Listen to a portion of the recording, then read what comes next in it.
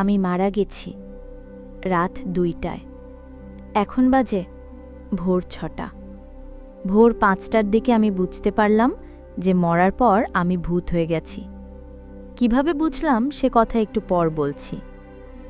এখন আমি একটা প্রাইভেট মেডিকেলের বারান্দায় দাঁড়িয়ে আছি।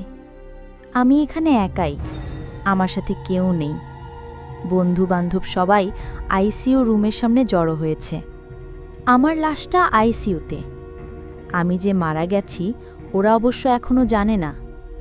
ওদের ধারণা আমার এখনও বেঁচে যাওয়ার সম্ভাবনা আছে। ওরা এত বোকা কেন আমি বুঝি না। ৬ তলা থেকে নিচে পড়লে কেউ কি আর বেঁচে থাকে? আচ্ছা, কিভাবে মারা গেলাম এটা বলে নিই। আমি বিবিএর স্টুডেন্ট। অ্যাকাউন্টিংয়ের যে কোনো সাবজেক্ট আমার মাথার উপর দিয়ে যায়। মাথার কাছাকাছি উপর দিয়ে না, আসলে ওটা যায় আকাশ দিয়ে, আর আমি থাকি মাটিতে। গতকাল ছিল ২৩শে ফেব্রুয়ারি, ভয়াল কালো রাত্রি। ভুল বলিনি, পরীক্ষার আগের রাত। এই রাতকে কালো রাত্রি না বললে অন্য কোনো বিশেষণ দিলে ব্যাপারটা ঠিক মানাবে না। কাল অ্যাকাউন্টিং পরীক্ষা। রুমের খাট, চেয়ার, টেবিল, ফ্লোর সব কিছু বই দিয়ে ঢেকে ফেলা হয়েছে। ১ ইঞ্চি জায়গাও খালি নেই। এত বইয়ের মাঝে একটু জায়গা করে নিয়ে কোনো রকমে আমরা ৩ জন বসে আছি। কিছুক্ষণ মনে মনে পড়ার পর বাচ্চাদের মতো জোরে জোরে পড়া শুরু করলাম। হাতের কাছে কয়েকটা ক্যালকুলেটর রাখা আছে, যাতে একটা দুটা রাগ করে ভেঙে ফেললেও সমস্যা না হয়। রাজু আমাদের মধ্যে অ্যাকাউন্টিং ভালো বোঝে। ও আমার ফোন সুইচ অফ করে লুকিয়ে রেখেছে, যাতে পড়ার মাঝখানে মেসেঞ্জারের টুংটাং শব্দ না আসে। আমিও আমার মগজের সবগুলো বাতি জেলে দিয়ে চোখ বড় বড় করে ম্যাথ বোঝার চেষ্টা করছি। লাভ হলো না। রাত ১টার দিকে রিভাইজ দিতে দেখি সন্ধ্যায় যা পড়েছি তার এক অক্ষরও মনে নেই। শেষমেশ এমন অবস্থা, আমি রাজুকে বললাম, দোস্ত, সেলস, বিক্রয়, ক্রেডিট যেন কেন আরেকবার বোঝাও তো। রাজু আমাকে রুম থেকে বের করে দিয়ে দরজা লাগিয়ে দিল। দরজায় কয়েকটা লাথি দিলাম, খুলল না। কাল পাশ কিভাবে করব বুঝতে পারছি না। নকল করার সুযোগ নেই, কারণ অতীতে অনেকবার নকল করতে গিয়ে ধরা খেয়েছি। স্যাররা এখন আমাকে স্পেশাল গার্ড দেয়, বিশেষ করে টুক্কু স্যার। পরীক্ষা চলাকালীন আমি ওয়াশরুমে গেলেও তিনি পিছে পিছে চলে আসেন। উনি হয়তো মীর জাফরকেও বিশ্বাস করতে পারবেন, কিন্তু আমি যদি বলি, স্যার আমার কলমের কালি শেষ, শোভনের কাছ থেকে একটা কলম নেই, উনি তৎক্ষণাৎ নিজের পকেট থেকে কলম বের করে আমাকে দিয়ে দেন। আমাকে নিয়ে তিনি অনুপরিমাণ ঝুঁকিও নিতে চান না। কাজেই নকল করা যাবে না, অন্য কোনো উপায় বের করতে হবে। আমি হতাশ হল থেকে বের হলাম।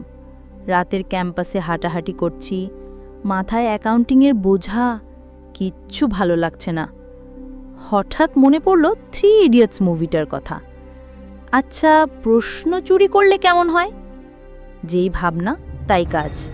চলে গেলাম রেজিস্ট্রি ভবনে। গেটে বড় তালা ঝোলানো, সেটা কোনো সমস্যা না, তালা খোলা যাবে। সমস্যা হচ্ছে সিকিউরিটি মামা। আমি অপেক্ষা করতে লাগলাম। যেই উনি পাশের চায়ের দোকানে গেলেন চা খেতে, আমি দ্রুত তালা খুলে ভেতরে ঢুকে গেলাম। যেই রুমটাতে প্রশ্নপত্র রাখা থাকে ওই রুমের দরজার সামনে গিয়ে দাঁড়ালাম। একটু ভয় লাগছিল। প্রথমত, পরীক্ষায় নকল করলেও এটা বড় কাজ বা অকাজ কখনো করিনি। আর দ্বিতীয় কথা হচ্ছে আমি একা, ওরা কেউ আসেনি।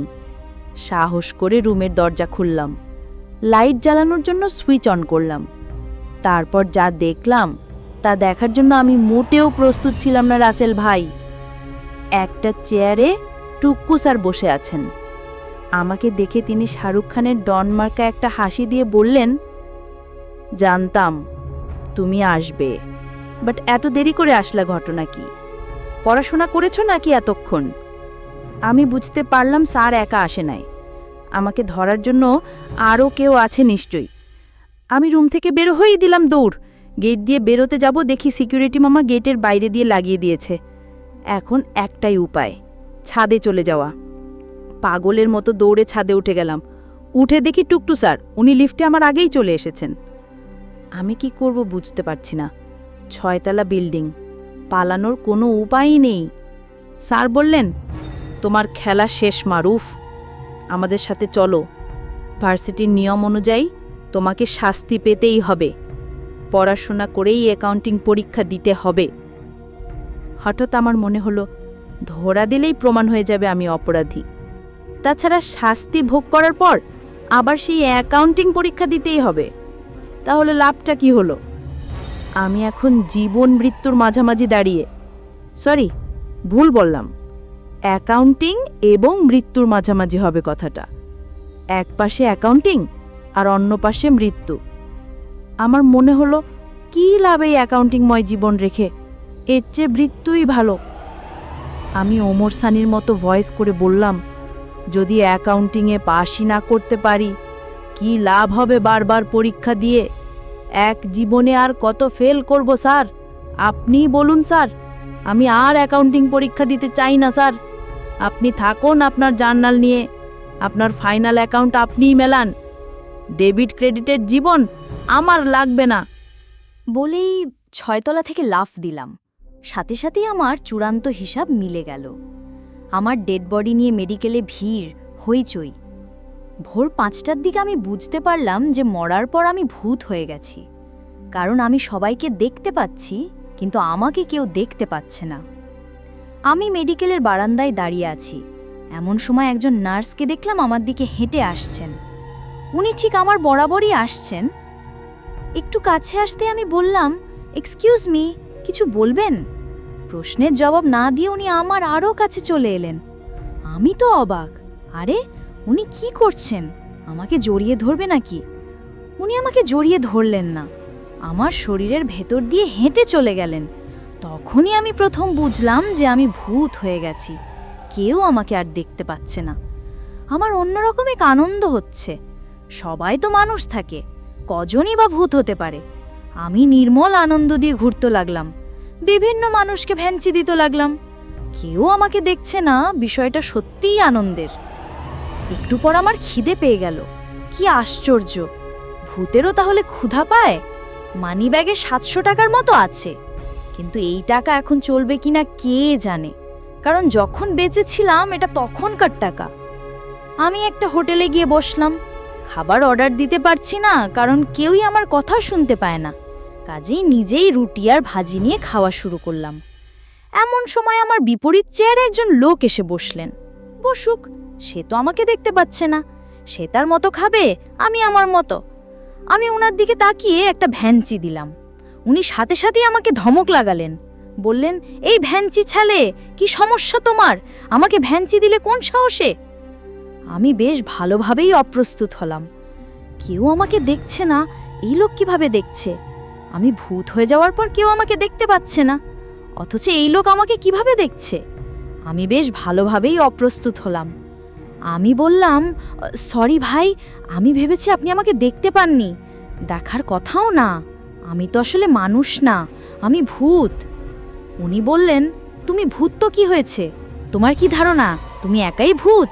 পৃথিবীতে আর কোনো ভূত নেই? যাই হোক, শোনো, আমিও ভূত, তোমার চেয়ে সিনিয়র ভূত আমি, ভ্যাদবি করবান আমার সাথে। আমি বেশ খুশি হলাম। একা একা খারাপ লাগছিল, কথা বলার মতো কেউ ছিল না। যাক, অবশেষে একজন ভূত তো পাওয়া গেল, কিন্তু মনে হচ্ছে এই ভূত অনেক রাগী। আমি বললাম, ভাইয়া এক্সট্রিমলি সরি, আপনি যে ভূত এটা বুঝতে পারিনি, তাহলে ভ্যাঞ্চি দিতাম না। ভূত ভাইয়া ধমকের স্বরে বললেন, আমাকে ভাইয়া বলবা না, আমাকে ডাকবা বস। আমি অনেক সিনিয়র এবং অনেক কিছু জানি। অন্যান্য ভূতের আমাকে বস ডাকে। কেন বস ডাকে শুনতে চাও? জি বস, শুনতে চাই। আমার একটা বিশেষ ক্ষমতা আছে, সেটা হচ্ছে আমি চাইলে জীবিত মানুষের সাথেও যোগাযোগ করতে পারি, কথা বলতে পারি। বাহ, অসাধারণ। বস কিছু মনে না করলে একটা প্রশ্ন করতে চাই। বস বললেন, এখন ঠিক আছে, সম্মান দিয়ে কথা বলবা, বলো কি জানতে চাও? আমি অ্যাকাউন্টিং পরীক্ষার ভয়ে ছাদ থেকে লাফ দিয়ে মারা গেছি, তারপর ভূত হয়ে গেলাম। আপনি কিভাবে ভূত হলেন? আপনিও কি অ্যাকাউন্টিং ভূত? বস আমাকে আবারও ধমক দিলেন, বললেন, অ্যাকাউন্টিং কোনো সাবজেক্ট হলো? একটু পড়াশোনা করলেই পাশ করা যায়। আমি কেমিস্ট্রিতে পিএইচডি করছিলাম, হঠাৎ একদিন মনে হলো আমার মাথার ভেতরে কয়েক জায়গায় গিঁটু লেগে গেছে। গিঁটু ছোটানোর জন্য একটা সহজ বুদ্ধি বের করলাম, বড় একটা হাতুড়ি দিয়ে নিজের মাথায় নিজে বাড়ি দিয়ে, এখন ভালো আছি, ভূতের জীবন খারাপ না, তুমি নতুন ভূত হয়েছ, আস্তে আস্তে সব বুঝে যাবা। আমি বললাম, বস তাহলে আপনি কেমিস্ট ভূত? বস চুপ করে রইলেন। আমি ফাজলামো করছি কি না বুঝতে পারছেন না উনি। আমি বললাম, বস আপনি আসলেই অনেক প্রতিভাবান, আপনি কি খাবেন বলেন বস, আমি এনে দিচ্ছি। তোমাকে আনতে হবে না, আমি আনিয়ে নিচ্ছি। উনি হাতের ইশারায় ডাকলেই দোকানের একটা বাচ্চা ছেলে এলো অর্ডার নিতে। আমি অবাক হয়ে গেলাম, এই বাচ্চা ছেলেটাকে আমি মানুষ ভেবেছিলাম, এই ছেলেটা তাহলে বাচ্চা ভূত। আমি বললাম, বস সব হোটেলেই কি এমন ভূত ওয়েটার থাকে? বস বললেন, হ্যাঁ, না থাকলে চলবে কেমন করে, আমরা ভূতেরা খাবো কিভাবে? যত নামি দামি রেস্টুরেন্ট আছে সব জায়গাতেই ভূত ওয়েটার আছে, শুধু হোটেল রেস্টুরেন্টই না, সব জায়গাতেই ভূত আছে কম বেশি। ওনার কথা শুনে আমি শুধু অবাক হচ্ছি। আমি বললাম, মেয়েরা মরে গেলে কি হয়, মেয়ে ভূত? বস বললেন, তুমি তো ব্যাকরণও ভালো জানো না, মেয়ে ভূত বলে কোনো শব্দ নেই, মেয়েরা মারা গেলে পেতনি হয়ে যায়। আমি বললাম, বস ভ্যাদবি না নিলে একটা কথা বলি, মানুষ হিসেবে এত বছর পার করলাম, ভালো করে একটা প্রেমও করতে পারিনি। আপনি যদি একটা পেতনি খোঁজ করে দিতেন, বিয়ে শাদী চিন্তা করা যেত। আমি তো ভূত সমাজে কাউকে চিনি না, আপনি আমার মুরব্বি বস। বস বললেন, হবে হবে, সব হবে, মেয়ে মানুষ থেকে পেতনি পটানো সহজ, এটা নিয়ে টেনশন করার দরকার নেই। বসকে আমার খুব পছন্দ হয়ে গেল। উনি ভূত সমাজের নানা দিক আমাকে বোঝাতে লাগলেন। দেশি বিদেশি ভূতের পার্থক্য উনার কাছেই জানলাম। বস বললেন, ভূত সম্পর্কে মানুষ দীর্ঘদিন ধরে ভূ ধারণা করে আসছে। যেমন সবাই ভাবে তেঁতুল গাছে ভূত থাকে। আরে মূর্খের দল, তেঁতুল গাছে কি লেপ্তশোক আছে নাকি ওখানে আমরা থাকবো? তোরা মানুষরা থাকবি এসিওয়ালা রুমে, আমরা কেন গাছে থাকবো? আমি বললাম, বস তাহলে আপনি কোথায় থাকেন? ওই যে সামনের বাড়িটা দেখছো, ওটার একটা ফ্ল্যাটে থাকি আমি। অবশ্য ছেড়ে দিব এই বাসাটা, ভাড়া বেশি পড়ে যাচ্ছে। আমি যতই শুনছি ততই অবাক হচ্ছি। ভূত সম্পর্কে মানুষ এত ভুল জানে, এতটা কম জানে। আমি বললাম, বস ভূত হয়ে যাওয়ার পর আপনার সময় কিভাবে কাটে? বস বললেন, গল্পের বই পড়ি। এবার বইমেলা থেকে বেশ কয়েকটা বই কিনেছি, রোজ রাতে গল্পের বই পড়ি। তোমার লেখা রূপালী সমুদ্র বইটাও কিনেছি, কয়েকটা গল্প পড়ে দেখলাম। আমি বললাম, বইমেলা থেকে কিভাবে কিনলেন? ভূতেরা বইয়ের স্টল নেয় বইমেলাতে? নিবে না কেন?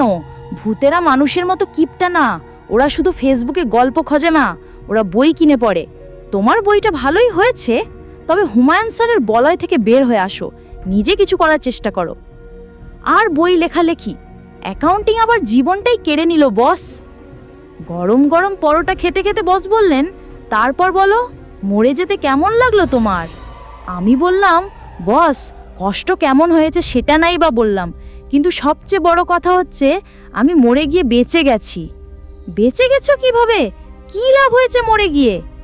বস অ্যাকাউন্টিং থেকে তো বেঁচে গেছি, এখন আর আমাকে অ্যাকাউন্টিং পরীক্ষা দিতে হবে না, এখন আর পড়াশোনাও নেই, টুকুসারও নেই। আমি দাঁত কেলিয়ে বললাম। বস বললেন, তোমাকে কে বলেছে এসব কথা? ভূতেদেরও পড়াশোনা আছে? আমি আবারও টেনশনে পড়ে গেলাম। বলে কি, এই লোক ভূতের আবার পড়াশোনা কিসের? আমার জন্য আরো বড় বিষয় অপেক্ষা করছিল। বস বললেন, আমি চাই তুমি একজন গ্র্যাজুয়েট ভূত হও, তোমাকে আবারও অ্যাকাউন্টিং পরীক্ষা দিতে হবে, আর টুক্কু স্যারই তোমার পরীক্ষা নেবেন। আমি বললাম, এসব কি বলেন, অ্যাকাউন্টিং পরীক্ষা দিতেই হবে? আর টুক্কু স্যারই বা কেমন করে আমার পরীক্ষা নেবেন? আমি তো ভূত হয়ে গেছি, তিনি তো প্রফেসর, একজন মানুষ। বস শব্দ করে জোরে জোরে হাসতে লাগলেন। হাসির বেগ কমার পর বললেন, হা হা হা হা, তুমি টুক্কু স্যারকে বোকা ভেবেছো যে তুমি মরে গিয়ে বেঁচে যাবা আর সে কিছুই করবে না? তোমার চালাকি সে ধরে ফেলেছে। তুমি ছাদ থেকে লাফ দেওয়ার পরপরই সেও লাফ দিয়েছে এবং সাথে সাথে স্পট ডেড। সে ভূত হয়ে গেছে শুধুমাত্র তোমার পরীক্ষা নেওয়ার জন্য। আমি কোনো কথা বলতে পারলাম না, চোখ দিয়ে টপ টপ করে পানি পড়তে লাগলো। আমি মরে গিয়েও অ্যাকাউন্টিং থেকে রেহাই পাবো না এমনটা জানলে জীবনেও কমার্স নিয়ে পড়তাম না। আবারও ওমর সানির মতো বলতে ইচ্ছে করছে, কি আর পেলাম জীবনে, কি বা পেলাম মরণে? যেই অ্যাকাউন্টিংয়ের জন্য জীবন দিয়ে দিলাম, সেই অ্যাকাউন্টিং আজও আমাকে কুড়ে কুড়ে খাচ্ছে। এই চৌধুরী, সরি, বেশি ইমোশনাল হয়ে গেছি। আমি আর বস হোটেল থেকে বের হলাম। বাইরে টুক্কু স্যার দাঁড়িয়ে আছেন। আমাকে দেখে তিনি একগাল হেসে বললেন, আগেই বলেছিলাম ভালো করে পড়াশুনো করো, তাহলে এত সমস্যা হতো না। নিজে মারা গেলে সাথে সাথে আমাকেও মরতে হলো। তোমাকে অ্যাকাউন্টিং পরীক্ষা দিতেই হবে। তুমি অ্যাকাউন্টিং পরীক্ষা দিতে পারবে না, এটা আমি মেনে নিতে পারিনি। আমি আসাতে তুমি খুশি হয়েছো? আমি বললাম, স্যার, আমার প্রতি যে ভালোবাসা দেখিয়েছেন তা যে কোনো ভালোবাসার গল্পকে হার মানাবে। অ্যাকাউন্টিং পরীক্ষার জয় হোক, পৃথিবীটা অ্যাকাউন্টিংময় হোক। তখনও আমার চোখ দিয়ে পানি পড়ছে। বসকে বিদায় দিয়ে আমি আর টুক্কু স্যার ভার্সিটির দিকে রওনা হলাম। আমাদেরকে বাসে যেতে হলো। ছেলেবেলায় গল্পের বই পড়তাম যে ভূতের অনেক ক্ষমতা থাকে, তারা আকাশে উঠতে পারে। আসলে কিছুই না। বাস রিক্সা করে ডিপার্টমেন্টে পৌঁছে গেলাম। সকাল 9:49। আমি এক্সাম হলে বসে অপেক্ষা করছি। একটু পরই আমার অ্যাকাউন্টিং পরীক্ষা শুরু হবে। পরিশেষ শেষমেশ আমাকে ওই দিন অ্যাকাউন্টিং পরীক্ষা দিতে হয়নি। কোথাও ছোট্ট একটা গোলমাল হয়েছে। 6 তলা থেকে পড়েও কিভাবে যেন আমি বেঁচে গেছি। আইসিইউ থেকে বের হয়ে এখন জেনারেল ওয়ার্ডে আছি। প্রতিদিন বন্ধু বান্ধব আত্মীয় স্বজন আমাকে দেখতে আসে। আমাকে খুশি করার জন্য আমার সামনে অ্যাকাউন্টিং বই পড়ায় ওরা। আমি টিভি স্ক্রিনে তাকিয়ে থাকি। একটা নিউজ সব চ্যানেলে বারবার দেখায়, ছাত্রকে ভালোবেসে ছাদ থেকে ঝাঁপ দিয়ে বিশ্ববিদ্যালয়ের শিক্ষকের আত্মহত্যা। এদিকে প্রথম আলোতে ছাপা হয়, ছাত্র বেঁচে গেলেও বেঁচে নেই শিক্ষক। অনেক দিন পর আমার সাথে বসের দেখা হলো, সেই কেলিস্ট ভূত। তিনি মানুষের সাথেও কথা বলতে পারেন। তিনি আমাকে বললেন, তোমার সাথে অল্প সময় কাটিয়েছিলাম, তুমি ছেলে হিসেবে ভালো। ভেবেছিলাম ভালো একজন ভূত পাওয়া গেল, বাট তুমি বেঁচে গেলে। তোমাকে আমরা ভূত সমাজ খুব মিস করি। দেখলাম ওনার চোখে জল। কেউ মারা গেলে আমরা কান্না করি, আমি মারা যাইনি, দুঃখে তিনি কান্না করছেন। আমি অবাক হয়ে তার দিকে তাকিয়ে থাকি। ভূতের চোখে জল, অথচ ঠিক মানুষের চোখে জলের মতোই সুন্দর। তার কাছ থেকে জানলাম টুক্কু স্যার পুরোদমে ভূতদের